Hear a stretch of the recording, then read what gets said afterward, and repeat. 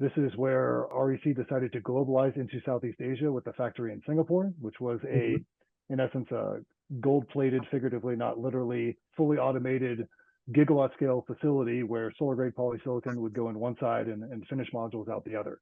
That really didn't exist in 2009 anywhere else. And of course, today's numbers dwarf that.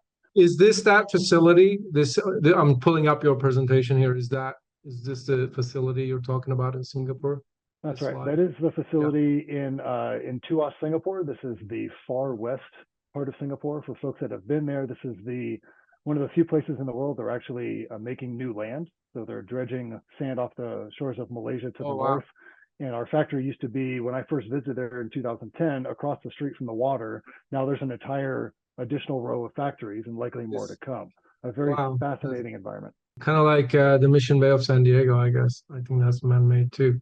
Shall I keep going on these slides a little bit to see what else we can talk about now, the REC group? Or is this a good time to transition from Let's do that. REC the integrator, or is there Sure. more you want to share about that history of yours with the integrator? And then I guess I also jumped. I think you had another company that you worked for between REC, the integrator, and the current REC, the manufacturer, Yeah. right? Thanks for that, Karim. And I think the ways to connect those dots is the REC, the integrator, what happened to that name, what happened to that organization. The residential business unit was acquired by Sunrun, became what's known as Sunrun Installation Services, still exists today. That is Sunrun's direct installations rather than through their partners. There was also a sister company, which was David Katz's old distributor, AEE Solar. So that was part of the mainstream energy companies. That got also acquired by Sunrun and just recently was divested. Marco was told those divested, yes. So they're shutting down that business.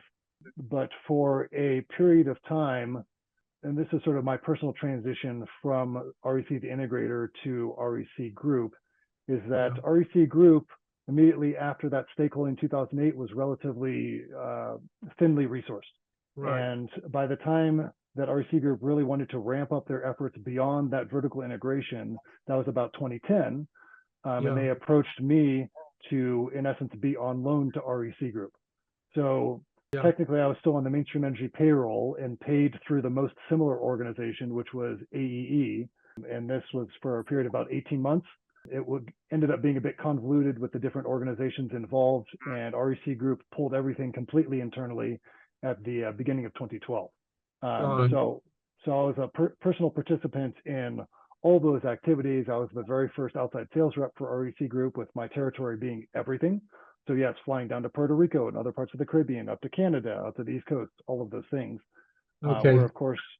So you are in a way the REC Group historian right now after 12 years of being there, we can say. And yes, there's just a few of us that are in that.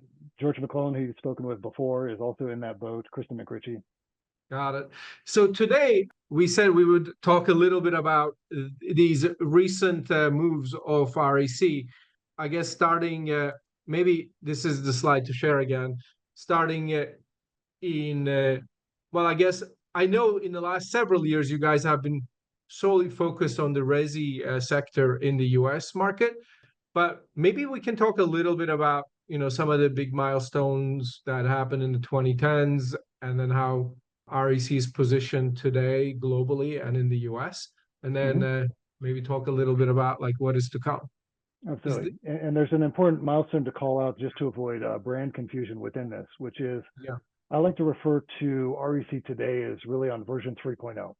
And we're not going to go line by line over every bullet point there. This chronology is fascinating. It's also available on our website, recgroup.com.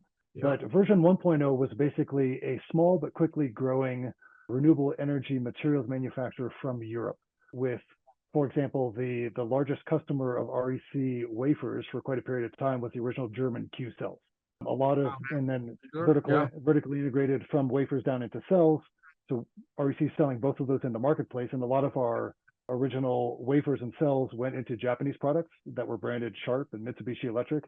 But REC realized that as a shortcoming, that very good in the upstream doesn't necessarily create any market recognition in the downstream, because the end product, the module, is branded something else. So that really created the catalyst for version 2.0 of the company, which is, okay, we want to be a major manufacture not just of solar grade polysilicon ingots, cells, wafers, but also of the module product. And in that version 2.0 is where REC globalized to Singapore. That factory was built in 2009, commissioned early 2010. This is still back in the day where a non-PERC multicrystalline product dominated the marketplace. And certainly where REC had a depth of experience